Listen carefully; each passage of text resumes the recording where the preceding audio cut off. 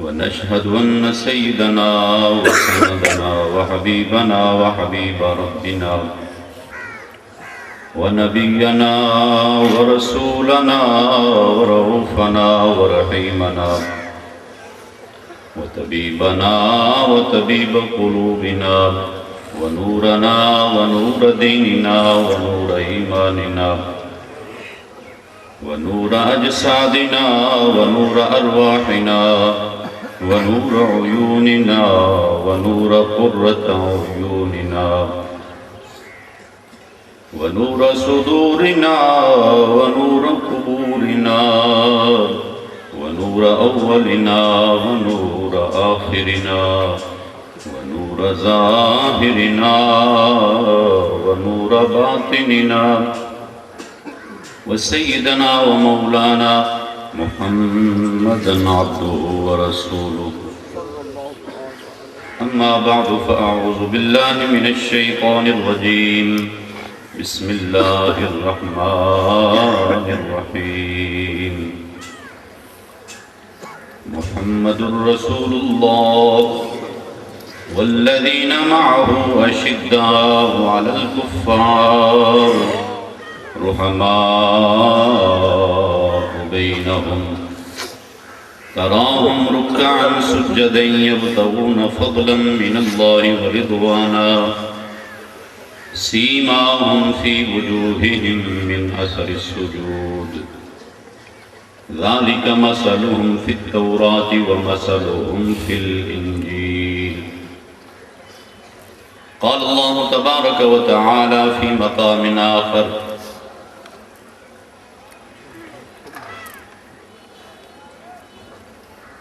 إن الذين ينادونك من وراء الحجرات أكثرهم لا يعقلون صدق الله العظيم وبلغنا رسوله النبي الكريم الأمين إن الله وملائكته يصلون على النبي يا أيها الذين آمنوا صلوا عليه وسلموا تسليما الصلاة والسلام عليك يا رسول الله وعلى آلك واصحابك يا حبيب الله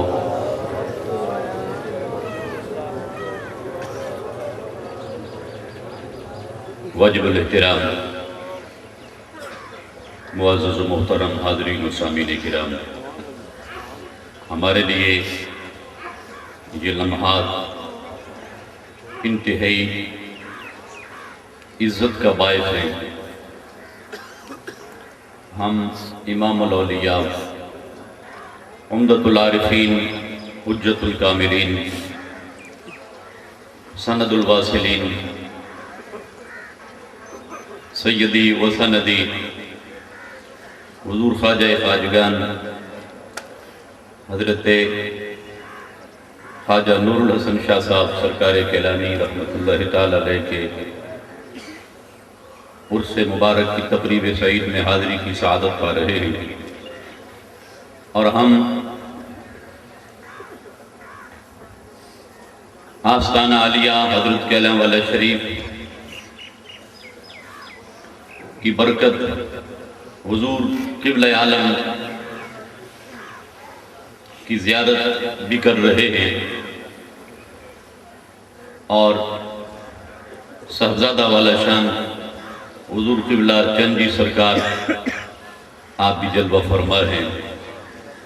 یہ حسین نورانی چہرے پروردگار عالم جل شانہ ہمیں دیر تک ان نورانی چہروں کی زیارت کی توفیق عطا فرمائے، یہ سایہ رحمت دیر تک ہم پر سلامت رہے۔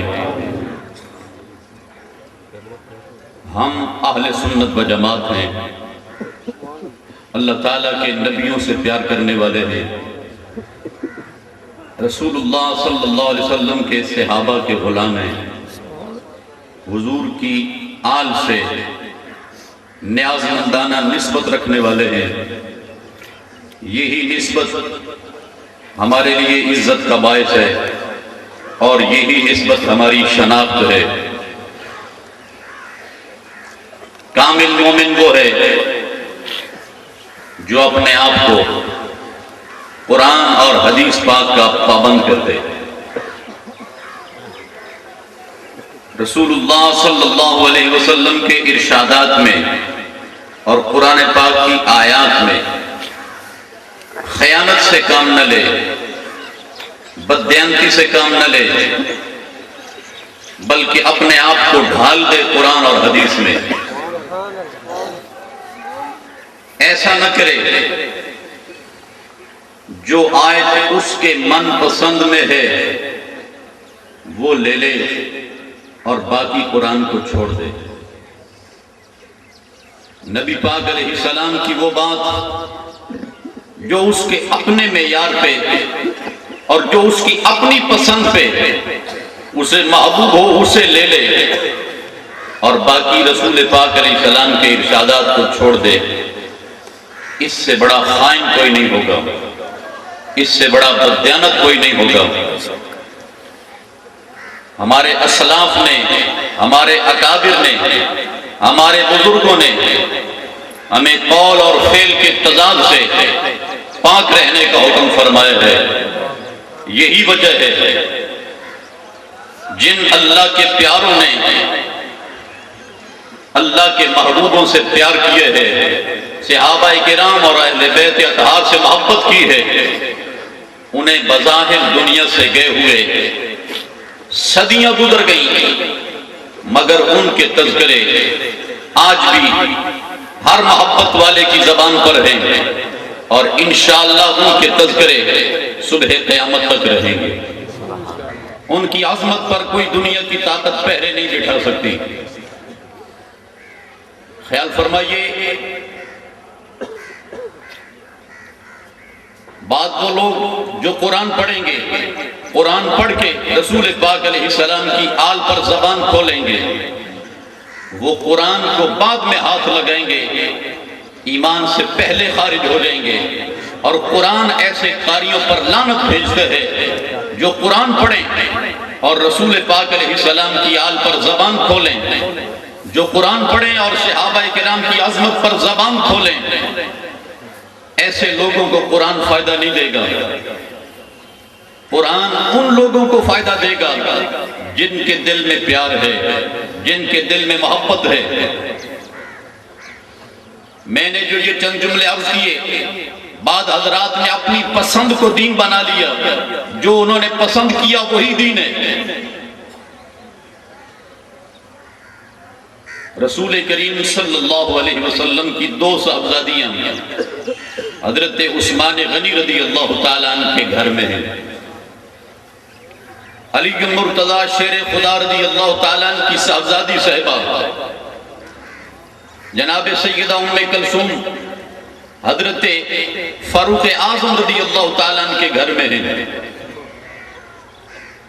دیانت کا تقاضا یہ تھا، شرم اور حیا کا تقاضا یہ تھا، جس شخص کے دل میں معمولی سا بھی بغض جناب حضرت فاروق اعظم کے بارے میں تھا، جب علی مرتضی رضی اللہ تعالیٰ نے ان کے ساتھ اپنی نسبت کو یوں کر کے مضبوط فرمایا، اور جب یہ رشتے یوں کر کے جڑ گئے تو اس شخص کے دل سے وہ بغض نکل جانا چاہیے تھا۔ حضرت فاروق اعظم کے بارے میں اس کا دل پاک ہو جاتا، اس کا دل صاف ہو جاتا۔ بندہ نواز یہ اتنی بڑی بڑی جسارتیں اور اتنے بڑے بڑے طوفان اٹھ رہے ہیں کہ عقل حیران رہ جاتی ہے اور جگر پھٹنے لگتا ہے۔ پروردگار یہ اتنے بڑے بڑے فراڈ تیرے محبوبوں کے ساتھ۔ دیانت کا تقاضا یہ تھا کہ حضرت فاروق اعظم کے بارے میں دل بغض اور کینے سے پاک ہو جاتا۔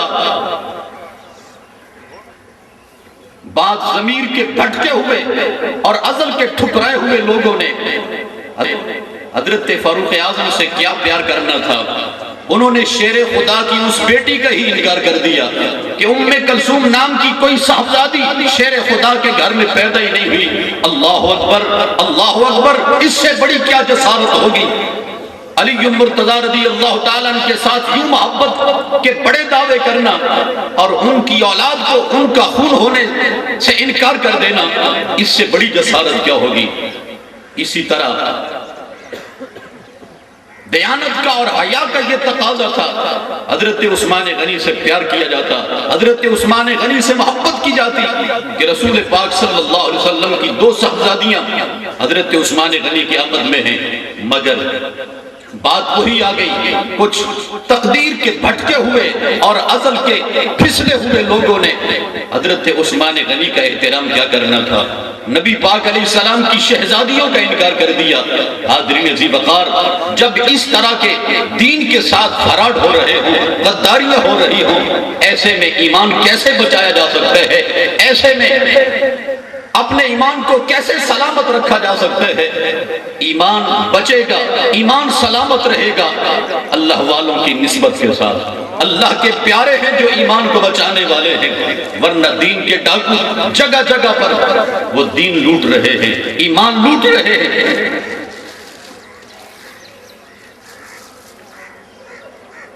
کچھ لوگ اللہ اور اس کے رسول کو ایذا دیتے ہیں۔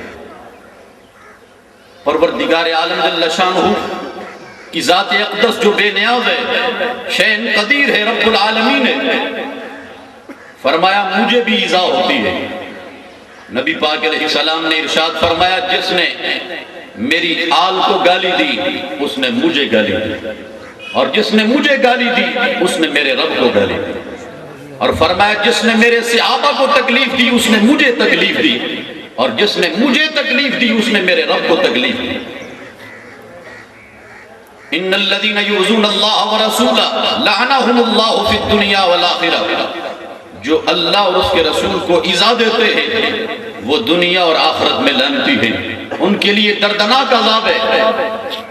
حاضرین عزیز وقار، ان فتنوں میں اور ان طوفانوں میں ہمیں خود بھی محفوظ رہنا ہے، ہمیں خود بھی ان فتنوں سے بچنا ہے، اور رسول پاک علیہ السلام کے کلمہ پڑھنے والے ہر امتی کے ایمان کی حفاظت بھی کرنی ہے۔ آج مسجدوں کے نام پر اور عبادت گاہوں کے نام پر دین کے خلاف مورچے بنا لیے گئے، صحابہ کرام کی عظمت پر زبان کھولی گئی، کتابیں شائع کر کے ان پاک لوگوں کی عظمت کو داغدار کرنے کی کوشش کی جا رہی ہے جن کی تربیت خود رحمت کائنات فرماتے ہیں۔ وہ پاک لوگ، حدیث پاک میں آتا ہے ایک صحابی نے عرض کی حضور مجھ سے ایک جرم ہو گیا ہے، مجھے پاک فرمائے۔ رسول پاک علیہ السلام نے اس کی بات کو سنا اور چہرہ انور دوسری جانب پھیر لیا۔ اس نے پھر عرض کی حضور مجھ سے ایک خطا ہوئی۔ 3 مرتبہ انہوں نے اپنی اس خطا کو دہرایا۔ رسول پاک صلی اللہ علیہ وسلم نے انہیں کوئی جواب نہیں دیا۔ اتنے میں نماز کا وقت ہوا، رسول پاک علیہ السلام نے نماز پڑھائی۔ پھر آپ نے فرمایا کہ وہ سائل کدھر ہے جو بار بار اپنے کسی جرم کا اعتراف کر رہا ہے کہ مجھ سے خطا ہوئی؟ حضور میں حاضر ہوں۔ پھر اس نے کہا حضور مجھ سے خطا ہوئی۔ نبی پاک علیہ السلام نے فرمایا میرے پیچھے نماز پڑھ کے بھی تو بار بار اپنی خطا کا اعتراف کرتے ہیں۔ علماء فرماتے ہیں اس کا مفہوم یہ ہے جس نے جانے کائنات کے پیچھے نماز پڑھ لی اللہ نے اس کے سارے گناہ معاف فرما دیے۔ وہ کون سا صحابی ہے جس کو یہ اعزاز نہیں ملا؟ رسول پاک صلی اللہ علیہ وسلم کی اس نے زیارت نہیں کی، نبی پاک علیہ السلام کے پیچھے نماز نہیں پڑھی۔ ہمیں آج ایمان ملے ہے، ہمیں کسی عالم نے یا کسی اور شخص نے قرآن پڑھایا ہوگا، ہمیں کلمہ طیبہ کی تلاوت کرنے کا شعور عطا کیا ہوگا۔ صحابہ وہ ہیں، ان کے اور حضور کے درمیان واللہ کوئی واسطہ نہیں ہے۔ جب قرآن نازل ہو رہا تھا وہ اس وقت ساقی کوثر اور رحمت کائنات اور صاحب قرآن کی زبان سے قرآن سن بھی رہے تھے اور اپنے ایمان کو اور نور ایمان سے جلا بھی عطا فرما رہے تھے۔ اب کوئی ہمیں آ کے صحابہ کرام کے ایمان کے بارے میں ڈگمگانے کی کوشش کرے اور رہزنی کی کوشش کرے، سمجھ لیجئے وہ جھوٹا ہے، وہ کذاب ہے۔ نبی پاک علیہ السلام نے ارشاد فرمایا میرے صحابی ستاروں کی طرح، فرمایا تم جس کی بھی اقتداء کرو گے ہدایت پا جاؤ گے۔ نبی پاک علیہ السلام کے ارشاد گرامی مجھے یاد آیا، آپ نے ارشاد فرمایا قرآن علی کے ساتھ ہے اور علی قرآن کے ساتھ ہے۔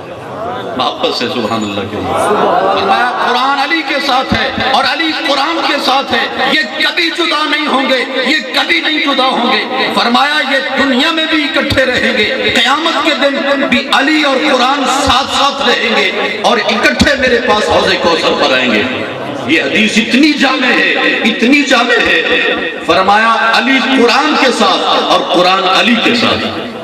کچھ لوگ قرآن کے منکر ہو کے حضرت علی مرتضیٰ سے کٹ گئے، ان کا قطعاً کوئی تعلق حضرت علی مرتضیٰ کے ساتھ نہیں جو قرآن کے منکر ہے۔ یوں بڑے وہ دعوے کریں گے، علی علی کے نعرے بھی لگائیں گے، مگر کبھی جدا نہیں ہوں گے، یہ کبھی ایک دوسرے سے پیچھے نہیں ہوں گے، یہ دنیا میں اکٹھے، یہ حشر کو اکٹھے۔ فرمایا جب میں حوض کوثر پہ ہوں گا، قرآن بھی میرے پاس ہوگا، علی بھی میرے پاس ہوگا۔ سبحان اللہ۔ یہ اتنا جامع ارشاد ہے نبی پاک علیہ السلام کا۔ کچھ لوگ قرآن تو پڑھتے ہیں، کچھ لوگ قرآن پڑھتے ہیں، علی مرتضیٰ سے نفرت کرتے ہیں۔ اگر یہ جملہ ثقیل نہ ہو، میں بالکل درست کہہ رہا ہوں، ایسے لوگ جہنم کے کتے ہیں۔ بات سمجھے کہ نہیں؟ علی مرتضیٰ رضی اللہ تعالیٰ جیسی شخصیت، نبی پاک علیہ السلام نے فرمایا اے علی تیری مثال جناب عیسیٰ کی طرح ہے۔ یہودیوں نے ان کی والدہ پر بہتان باندھا اور عیسائیوں نے ان کو خدا بنا لیا۔ یہ نبی پاک علیہ السلام نے حضرت علی مرتضیٰ کو فرمایا اے علی تیری مثال جناب عیسیٰ کی طرح ہے۔ یہودی گمراہ ہوئے ان کے ساتھ عداوت کر کے اور عیسائی گمراہ ہوئے ان کے ساتھ محبت میں غلو کر کے۔ حضرت علی مرتضیٰ نے خود فرمایا کچھ لوگ، فرمایا دو طرح کے انسان ہلاک ہوں گے، ایک مجھ سے محبت کرنے والے، یہ حضرت شیر خدا کا اپنا ارشاد ہے، کچھ مجھ سے محبت کرنے والے گمراہ ہو جائیں گے، بے دین ہو جائیں گے، ہلاک ہو جائیں گے۔ حضور وہ کیسے ہلاک ہوں گے؟ فرمایا جو میرا منصب نہیں ہے وہ مجھے وہاں پر فائز کر دیں گے۔ میں نے ایک ایمان کو دیمک کی طرح چاٹ دے گی۔ حضرت علی مرتضیٰ رضی اللہ تعالیٰ نے آپ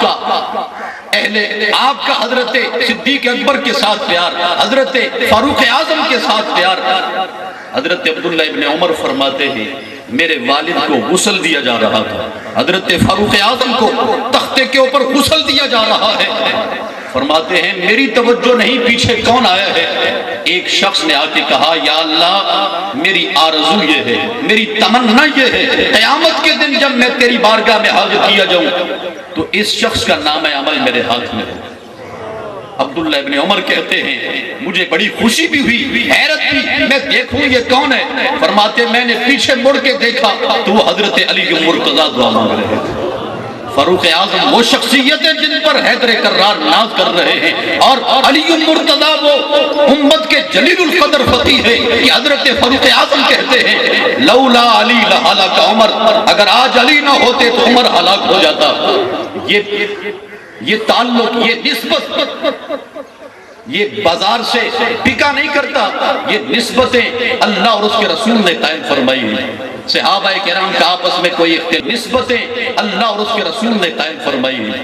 صحابہ کرام کا آپس میں کوئی اختلاف، آپس میں کوئی تنازع نہیں ہے۔ یہ آج کے گمراہ قسم کے لوگوں نے صحابہ کرام کو اہل بیت سے ٹکرانے کی سازشیں بنا رکھی ہیں، ورنہ قرآن پاک نے کیا فرمایا؟ ارشاد گرامی ہے محمد الرسول اللہ، محمد اللہ کے رسول ہیں، والذین معه اشداء علی الکفار رحماء بینہم، محمد اللہ کے رسول ہیں، ان کے ساتھی کافروں پر سخت ہے، آپس میں بڑے مہربان ہیں۔ یہ حضور کی تربیت کا ثمر ہے، یہ مصطفیٰ کریم علیہ السلام کی تعلیم کا اثر ہے۔ وہ جو پہلے لڑا کرتے تھے آج وہ ایک دوسرے کے بھائی بن گئے ہیں، آج وہ ایک دوسرے پہ جان قربان کرنے کو اپنے لیے اعزاز سمجھتے ہیں۔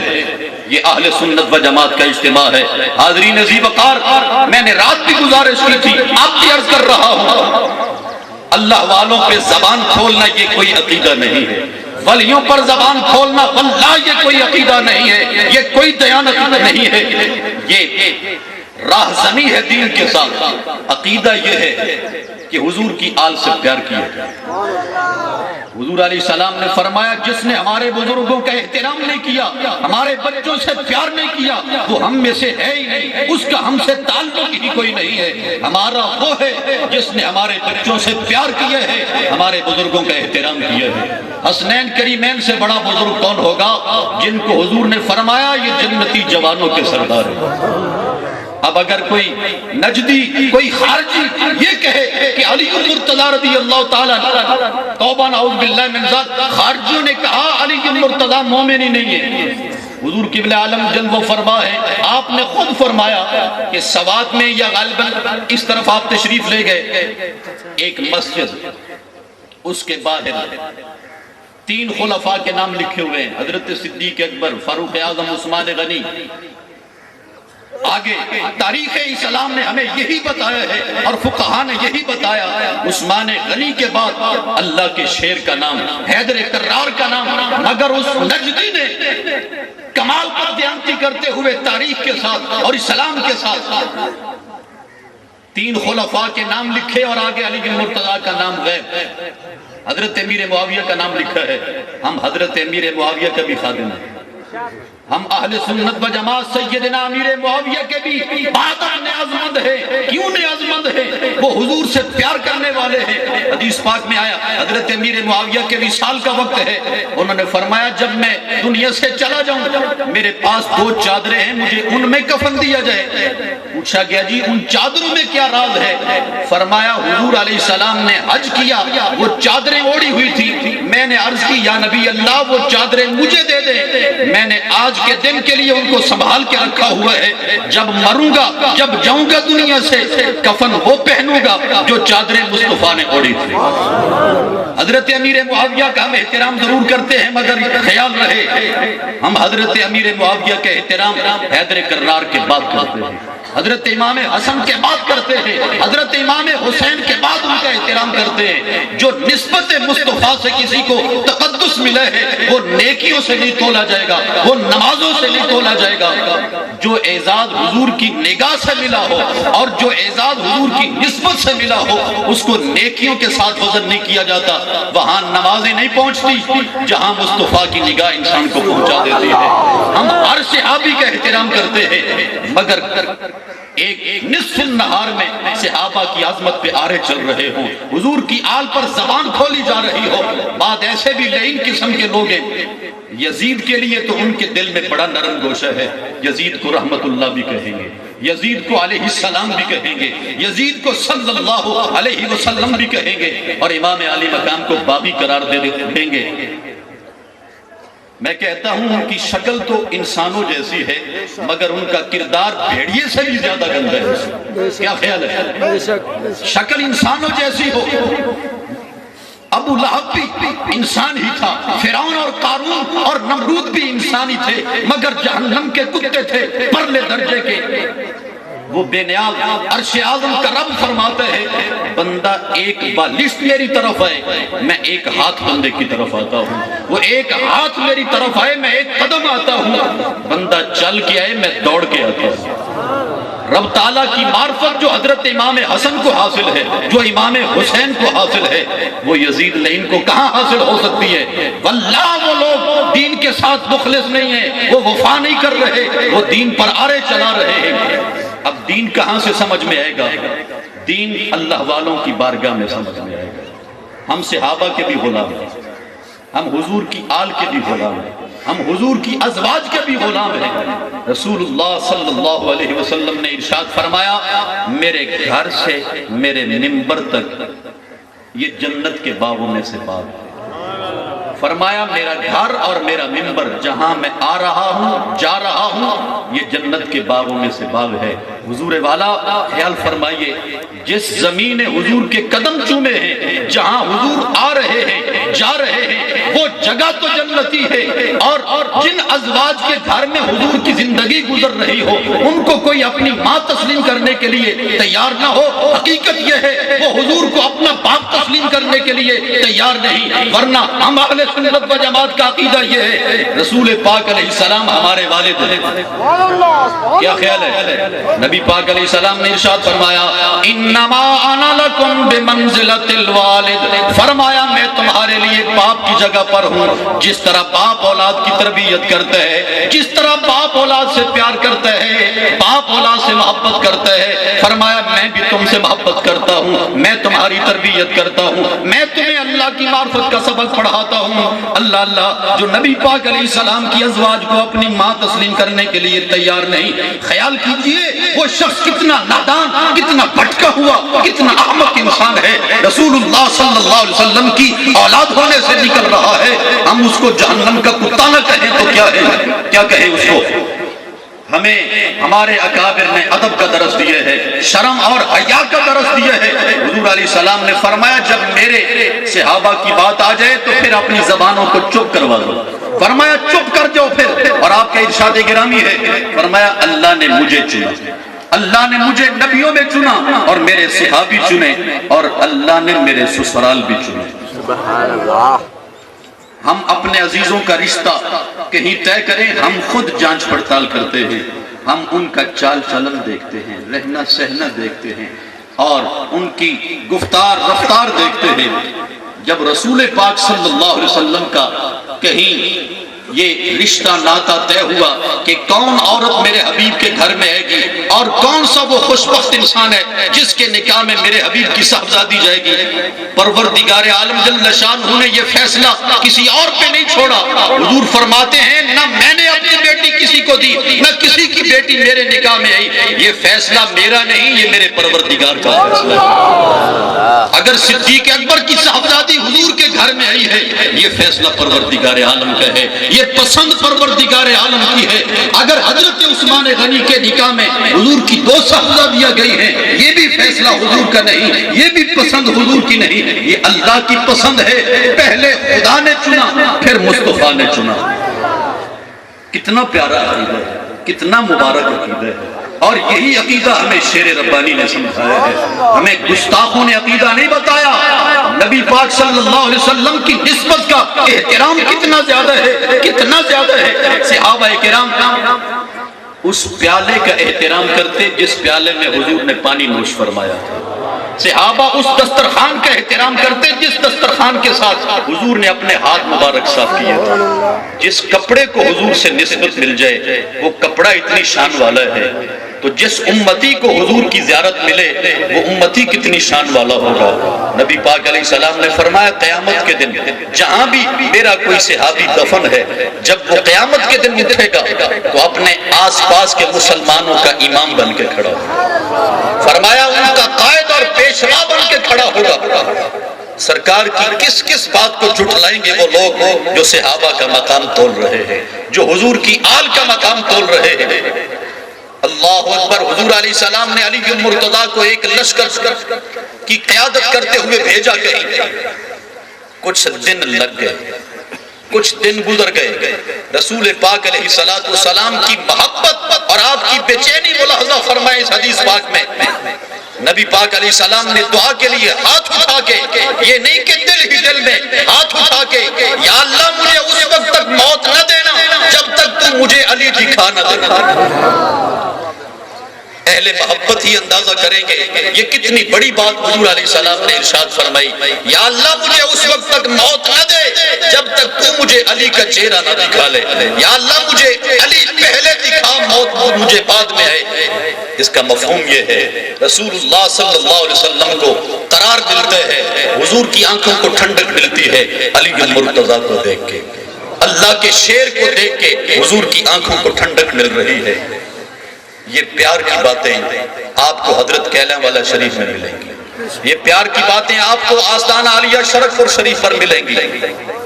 کوئی قادیانی ہو گیا، کوئی رافضی ہو گیا، کوئی خارجی ہو گیا، ان لوگوں نے عقیدے گھر کی 4 دیواری میں بنائے ہیں، اور ہمارا عقیدہ مصطفیٰ کریم سے شروع ہوا ہے۔ ہمارا عقیدہ ہم تک پہنچایا ہے صدیق اکبر نے، ہم تک عقیدہ پہنچایا حضرت بلال حبشی نے، ہم تک ایمان پہنچانے والے حضرت امام اعظم ابو حنیفہ ہیں۔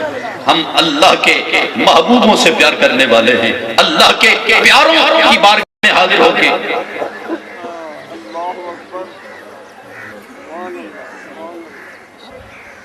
عارف لوگ بڑی بات ارشاد فرماتے ہیں۔ سبحان اللہ۔ حضور قبلہ عالم نے ایک نہایت ایمان افروز بات کی طرف اشارہ فرمایا ہے۔ سلسلہ عالیہ نقشبندیہ کے بہت بڑے پیشوا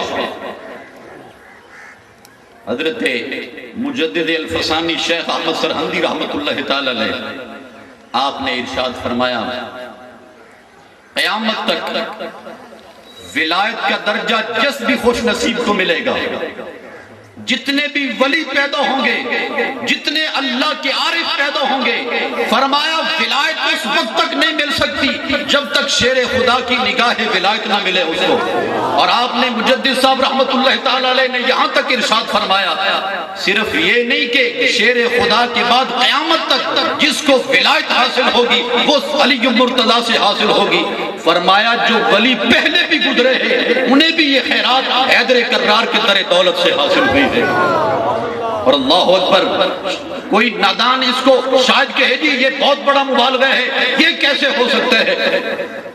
نبی پاک علیہ السلام نے ارشاد فرمایا لا تسبوا ابا بکر و عمر فانہما سیدا کہول اہل الجنت من الاولین والآخرین۔ فرمایا صدیق عمر کو گالی نہ دو، یہ پہلوں کے بھی سردار ہیں، یہ پچھلوں کے بھی سردار ہیں۔ فرمایا لا تسبوا الحسن والحسین فانہما سیدا شباب اہل الجنت من الاولین والآخرین۔ فرمایا حسن و حسین بھی انہیں بھی گالی نہ دو، یہ بھی سردار ہیں، جنتی جوانوں کے سردار۔ فرمایا یہ پہلوں کے بھی سردار ہیں، یہ پچھلوں کے بھی سردار ہیں۔ ان کو سرداری دنیا داروں نے نہیں دی کہ ووٹ لے کے یہ دھاندلی کر کے سردار بن گئے ہو، انہیں سرداری اللہ کے اس پیارے نے عطا فرمائی ہے جن کا بولنا خدا کا بولنا ہے، جن کا دینا خدا کا دینا ہے، اور جن کا پیار خدا کا پیار ہے، اور جن کی ناراضگی خدا کی ناراضگی ہے۔ جس جماعت میں اللہ کے ولی نہ ہو وہ کوئی جماعت ہے؟ وہ دجال ہے، وہ ڈاکو راہزن ہے، ایمان لوٹ رہے ہیں۔ جماعت وہ سچی ہے جس میں شیر ربانی ہے، محبت سے ذرا، جماعت وہ سچی ہے جس میں غوث اعظم ہو، جماعت وہ سچی ہے جس میں امام اعظم ہو۔ بحمد اللہ تعالی حضرت داتا گنج بخش رحمت اللہ تعالی علیہ سنی، آپ سبحان اللہ کہتے رہے، حضرت داتا صاحب بھی سنی، حضرت سلطان باہو بھی سنی، حضرت امام اعظم بھی سنی، حضرت امام شافعی بھی سنی۔ یہ قافلہ اتنا نورانی ہے، اتنا نورانی ہے، اللہ اکبر۔ حدیث پاک میں آتا ہے قیامت کے دن 120 صفیں اہل جنت کی 120 صفیں بنے گی۔ فرمایا 40 صفیں پہلے نبیوں کی ہوں گی اور 80 صفیں صرف میری امت کی ہوں گی۔ اور میں ایک بات اپنے ذوق میں کہہ جایا کرتا ہوں، وہ 80 صفیں کون لوگ بھریں گے؟ جو اپنی نماز کی صفیں بھرنے کے لیے ان کو پاؤں پھیلانے پڑتے ہیں، یوں کر کے چوڑے ہو کے کھڑا ہونا پڑتا ہے۔ نماز کی صفیں بھرنے کے لیے وہ خاک قیامت کی صفیں بھریں گے، قیامت کی صفیں بھریں گی جب حضرت خواجہ نور الحسن تشریف لائیں گے، اپنے بیلیوں کی قیادت کرتے ہوئے آئیں گے، جب شیر ربانی آئیں گے، جب مجدد الفسانی آئیں گے، جب حضرت شاہ جیلانی آئیں گے، پھر دیکھنا قیامت کی صفیں کیسے نہیں بھرتی۔ قیامت کی صفیں بھرے گی جب سنی آئیں گے، جب یا رسول اللہ کہنے والے آئیں گے۔ میلاد کے منکروں سے وہ صفیں بھر ہی نہیں سکتی۔ داتا صاحب رحمت اللہ تعالی علیہ تاجدار پنجاب ہر سال صرف عرس کے موقع پر 12 لاکھ نیاز مند حاضری دیتے ہیں۔ کتنے حضرات؟ کم از کم 12 لاکھ مسلمان صرف عرس کے موقع پر حاضری دیتے ہیں، باقی سارا سال میں جو غلام آتے ہیں ان کا کوئی شمار ہی نہیں ہے۔ قیامت کی صفیں بھریں گی نبی پاک علیہ السلام کے غلاموں کے ساتھ، پیار والے لوگوں کے ساتھ، محبت والے لوگوں کے ساتھ۔ اللہ تعالی ہمیں مسلک اہل سنت و جماعت پہ ثابت قدم رکھے، اور رب تعالی ہمیں اپنے اسلاف کے نقشہ قدم پہ رکھے۔ آمین ثم آمین وآخر دعوانا